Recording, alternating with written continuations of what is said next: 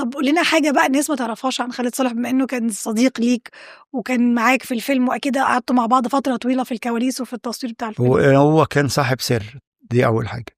الحاجة التانية إن هو كان عنده اتصال حقيقي بالدراويش. بالدراويش، في يعني دراويش في الدنيا اللي هو يعني متجاوز المادة اللي احنا عايشين فيها دي. فممكن تلاقيه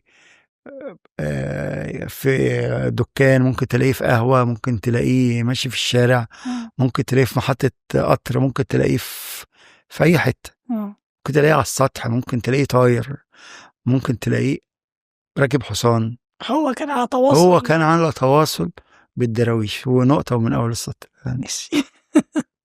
طيب بعد رحمة الله عليه، بعد هي فوضى جه بعد كده أعمال أخرى، من ضمنهم عملين الناس اتكلمت قوي كتير في فكرة إن هم كانوا فيهم تنبؤات مستقبلية، فيلم حين ميسرة وفيلم دكان شحاتة. الفوضى اللي كانت في الفيلم والثورة وأحداث كتير قوي حصلت، الناس قالت إن ده كان تنبؤ بالثورة. ده حقيقي؟ أنت كان عندك تنبؤ إن ممكن يحصل حاجة زي كده؟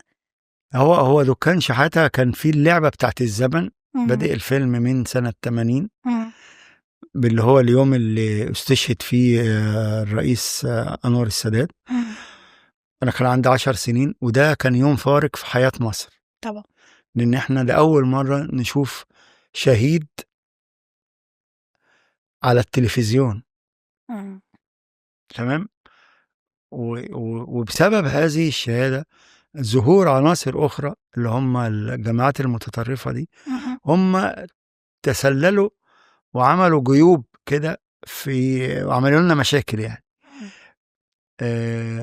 فكانت طبيعي وانا بتكلم على دكان شحاتة بقول ان الجيوب دي او الناس اللي هتعمل هيظهروا تاني.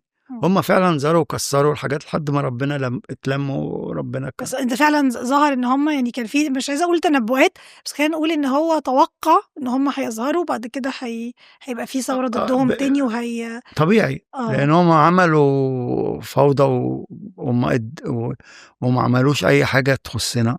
فبالتالي يعني الفيلمين دول نقدر نقول ان هم كانوا فيهم رؤيتك الشخصيه.